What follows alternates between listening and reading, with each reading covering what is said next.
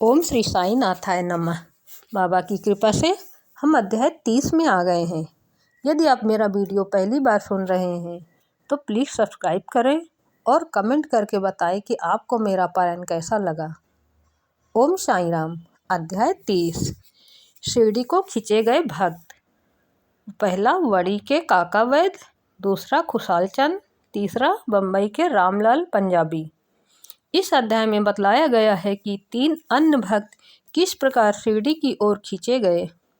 प्राकृतन, जो बिना किसी कारण भक्तों पर स्नेह करने वाले दया के सागर हैं तथा निर्गुण होकर भी भक्तों के प्रेमवश ही जिन्होंने स्वेच्छापूर्वक मानव शरीर धारण किया, जो ऐसे भक्त वत्सल हैं कि जिनके दर्शन मात्र से ही भवसागर के भय और समस्त कष्ट दूर हो जाते हैं, ऐसे श्री साईनाथ महाराज को हम नमन करें।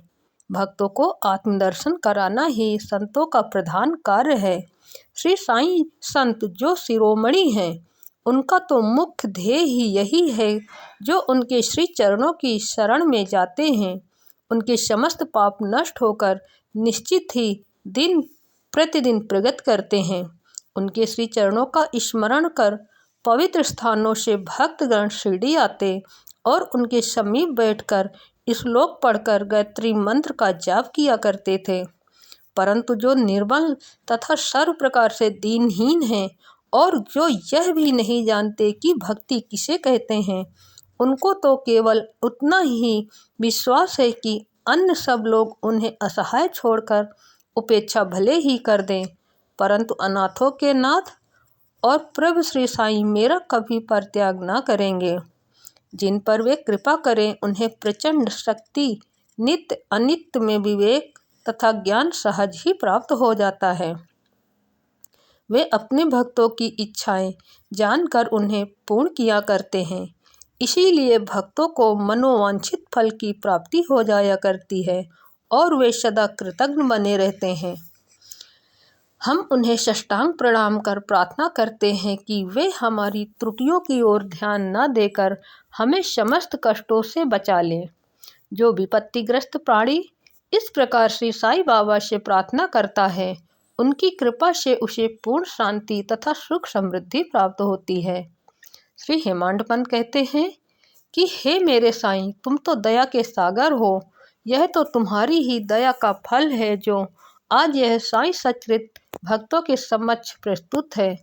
अन्यथा मुझ में इतनी योग्यता कहाँ जो ऐसा कठिन कार्य करने का दुस्साहस भी कर सकता। जब पूर्ण उत्तरदायित्व साईं ने अपने ऊपर ही ले लिया तो हेमांडपंत को तिल मात्र भी भार प्रतीत न हुआ और न ही इसकी उन्हें चिंता ही हुई। श्री साईं ने इस ग्रंथ के रूप में उनकी सेवा स्वीकार कर ली। यह केवल उनके पूर्व जन्म के शुभ संस्कारों के कारण ही संभव हुआ, जिसके लिए वे अपने को भाग्यशाली तथा कृतार्थ समझते हैं। नीचे लिखी कथा कपोल कल्पित नहीं, वरन विशुद्ध अमृत तुल्य है। इसे जो हृदय गम करेगा, उसे साईं की महानता और सर्वव्यापकता विदित हो जाएगी।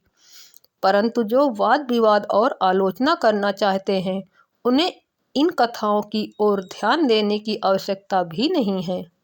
यहाँ तर्क ही नहीं, वरन प्रगाढ़ प्रेम और भक्ति की अत्यंत उपेक्षा है। विद्वान भक्त तथा श्रद्धालु जन अथवा जो अपने को साईं पद सेवक समझते हैं, उन्हें ही ये कथाएं रुचिकर तथा शिक्षाप्रद प्रतीत होंगी। अन्य लोगों के लिए तो वो निरी कपोल कल्पनाएं ही हैं। श्री साईं के अतरंग भक्तों को श्री साईं लीलाएं कल्पतरु के सदृश हैं। श्री साईं लीला रूपी अमृत पान करने से अज्ञानी जीवों को ज्ञान, गृहस्थाश्रमियों को संतोष तथा मुमुक्षुओं को एक उच्च साधन प्राप्त होता है। अब हम इस अध्याय की मूल कथा पर आते हैं। काकाजी वैद। नासिक जिले के वड़ी ग्राम में काकाजी वैद नाम के एक व्यक्ति रहते थे। वे श्री सप्तशृंगी देवी के पुजारी थे। एक बार वे विपत्तियों में कुछ इस प्रकार ग्रसित हुए कि उनके चित्त की शांति भंग हो गई और वे बिल्कुल निराश हो उठे। एक दिन अति व्यथित होकर देवी के मंदिर में जाकर अंतःकरण से वे प्रार्थना करने लगे कि हे देवी, हे दयामयी, मुझे कष्टों से शीघ्र मुक्त करो। उनकी प्रार्थना से देवी प्रसन्न हो गई और उसी रात्रि को उन्हें स्वप्न में बोली कि तू बाबा के पास जा, वहाँ तेरा मन शांत और स्थिर हो जाएगा। बाबा का परिचय जानने को काका जी बड़े उत्सुक थे, परंतु देवी से प्रश्न करने के पूर्व ही उनकी निद्रा भंग हो गई। वे सोचने लगे कि ये ऐसे कौन से बाबा हैं जिनकी ओर देवी ने मुझे संकेत किया है।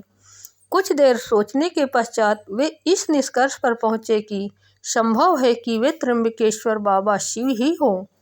इसीलिए वे पवित्र तीर्थ त्र्यंबक नासिक गए और वहाँ 10 दिन व्यतीत किए। वे प्रातःकाल उठकर स्नानादि से निवृत्त हो रुद्र मंत्र का जाप कर साथ अभिषेक व अन्य धार्मिक कृत्य भी करने लगे, परंतु उनका मन पूर्वत ही अशांत बना रहा। तब फिर अपने घर लौटकर वे अति करुण स्वर में देवी की प्रार्थना करने लगे। उसी रात्रि में देवी ने उन्हें पुनः स्वप्न में दर्शन देकर कहा कि तू व्यर्थ त्र्यंबकेश्वर क्यों गया? बाबा से तो मेरा अभिप्राय था शिरडी के श्री साई समर्थ।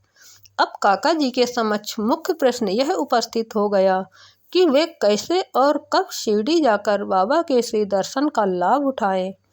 यथार्थ में यदि कोई व्यक्ति किसी संत के दर्शन को आतुर हो तो केवल संत ही नहीं, भगवान भी उसकी इच्छा पूर्ण कर देते हैं।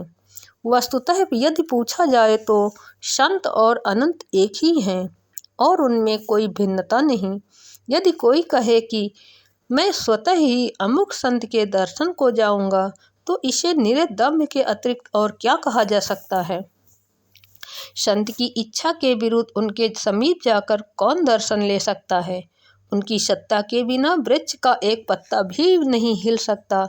जितनी तीव्र उत्कंठा संत दर्शन की होगी, तदनुसार ही उसकी भक्ति और विश्वास में वृद्धि होती जाएगी और उतनी ही शीघ्रता से उनकी मनोकामना भी पूर्ण होगी। जो निमंत्रण देता है वह आदर आतिथ्य का प्रबंध भी करता है। काका जी के संबंध में सचमुच यही हुआ। श्यामा की मान्यता। जब काका जी शिरडी यात्रा करने का विचार कर रहे थे, उसी समय उनके यहाँ एक अतिथि आया जो कि श्यामा के अतिरिक्त और कोई ना था। श्यामा बाबा के अतरंग भक्तों में से थे। वे ठीक इसी समय वणी में क्यों और कैसे आ पहुँचे, अब हम इस पर दृष्टि डालें। बाल्यावस्था में वे एक बार बहुत बीमार पड़ गए थे। उनकी माता ने अपनी कुल देवी सप्तशृंगी से प्रार्थना की कि यदि मेरा पुत्र निरोग हो जाए तो मैं उसे तुम्हारे चरणों पर लाकर डालूंगी। कुछ वर्षों के पश्चात ही उनकी माता के स्तन में दाद हो गई। तब उन्होंने पुनः देवी से प्रार्थना की कि यदि मैं रोग मुक्त हो जाऊं तो मैं तुम्हें चांदी के 2 स्तन चढ़ाऊंगी। पर ये दोनों वचन अधूरे ही रहे। परंतु जब वे मृत्यु शैया पर पड़ी थी तो उन्होंने अपने पुत्र श्यामा को समीप बुलाकर उन दोनों वचनों की स्मृति दिलाई तथा उन्हें पूर्ण करने का आश्वासन पाकर प्राण त्याग दिए। कुछ दिनों के पश्चात वे अपनी यह प्रतिज्ञा भूल गए और इसे भूले पूरे 30 वर्ष व्यतीत हो गए। तभी एक प्रसिद्ध ज्योतिषी शिरडी आए और वहाँ लगभग 1 मास ठहरे। श्रीमान बूटी साहब और अन्य लोगों को बतलाई उनकी सभी भविष्यवाणी प्रायः सही निकली, जिनसे सबको पूर्ण संतोष था। श्यामा के लघु भ्राता बापा जी ने भी उनसे कुछ प्रश्न पूछे। तब ज्योतिषी ने उन्हें बताया कि तुम्हारे ज्येष्ठ भ्राता ने अपनी माता को मृत्यु समय पर जो वचन दिए थे, उनके अब तक पूर्ण न किए जाने के कारण देवी असंतुष्ट होकर उन्हें कष्ट पहुंचा रही हैं। ज्योतिषी की बात सुनकर श्यामा के उन अपूर्ण वचनों की स्मृति हो आई। अब और विलंब करना खतरनाक समझकर उन्होंने सुनार को बुलाकर शीघ्र चांदी के 2 स्तन तैयार कराए और उन्हें मस्जिद में ले जाकर बाबा के समक्ष रख दिया तथा प्रणाम कर उन्हें स्वीकार कर वचन मुक्त करने की प्रार्थना की। श्यामा ने कहा कि मेरे लिए तो सप्तशृंगी देवी आप ही हैं, परंतु बाबा ने साग्रह कहा कि तुम इन्हें स्वयं ले जाकर देवी के चरणों में अर्पित करो। बाबा की आज्ञा व उदी लेकर उन्होंने वड़ी को प्रस्थान कर दिया। पुजारी का घर पूछते पूछते वे काका जी के पास जा पहुँचे।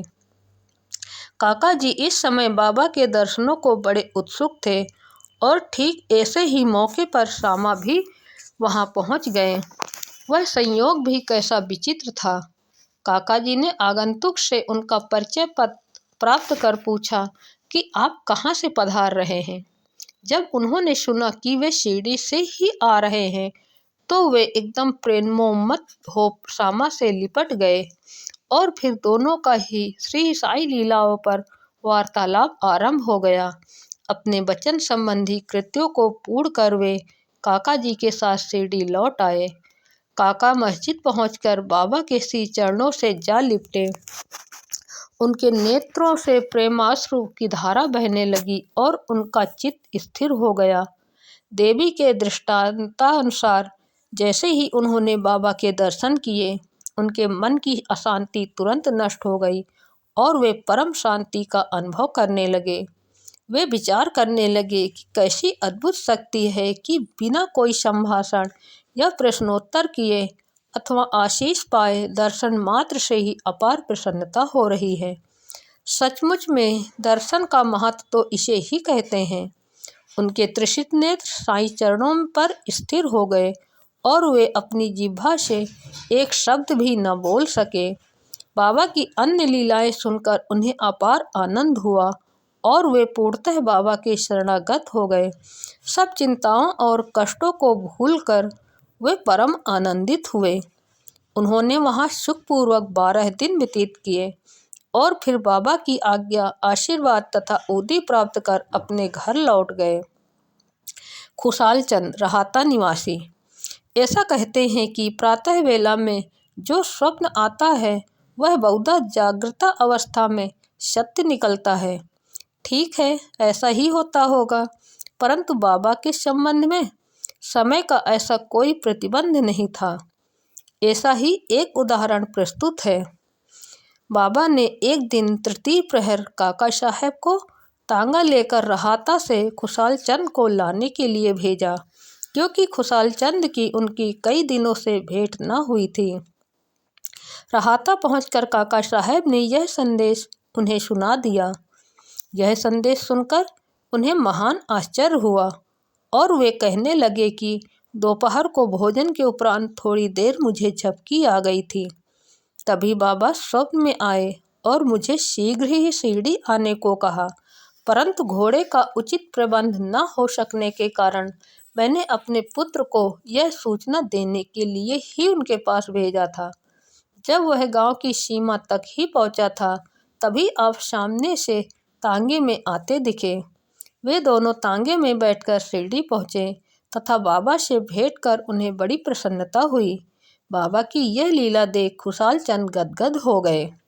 बम्बई के रामलाल पंजाबी बम्बई के एक पंजाबी ब्राह्मण श्री रामलाल को बाबा ने स्वप्न में एक महंत के वेश में दर्शन देकर शिरडी आने को कहा। उन्हें नाम ग्राम का कुछ भी पता न चल रहा था। उनको श्री दर्शन करने की तीव्र उत्कंठा तो थी, परंतु पता ठिकाना ज्ञात न होने के कारण बड़े असमंजस में पड़े हुए थे। जो आमंत्रण देता है वही आने का प्रबंध भी करता है और अंत में हुआ भी वैसा ही। उसी दिन संध्या समय जब वे सड़क पर टहल रहे थे तो उन्होंने एक दुकान पर बाबा का चित्र टंगा देखा। स्वप्न में उन्हें जिस आकृति वाले महंत के दर्शन हुए थे वे इस चित्र के ही सदृश थे। पूछताछ करने पर उन्हें ज्ञात हुआ कि यह चित्र शिरडी के श्री साई समर्थ का है और तब उन्होंने शीघ्र ही शिरडी प्रस्थान कर दिया तथा जीवन पर्यंत शिरडी में ही निवास किया। इस प्रकार बाबा ने अपने भक्तों को अपने दर्शन के लिए शिरडी में बुलाया और उनकी लौकिक तथा पारलौकिक समस्त इच्छाएं पूर्ण की।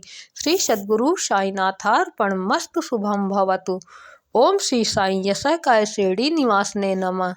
बोलो अनंत कोटि ब्रह्मांड नायक राजाधिराज योगीराज पर ब्रह्मा श्री सच्चिदानंद सद्गुरु साईनाथ महाराज की जय। बाबा साईं सबकी भली करे।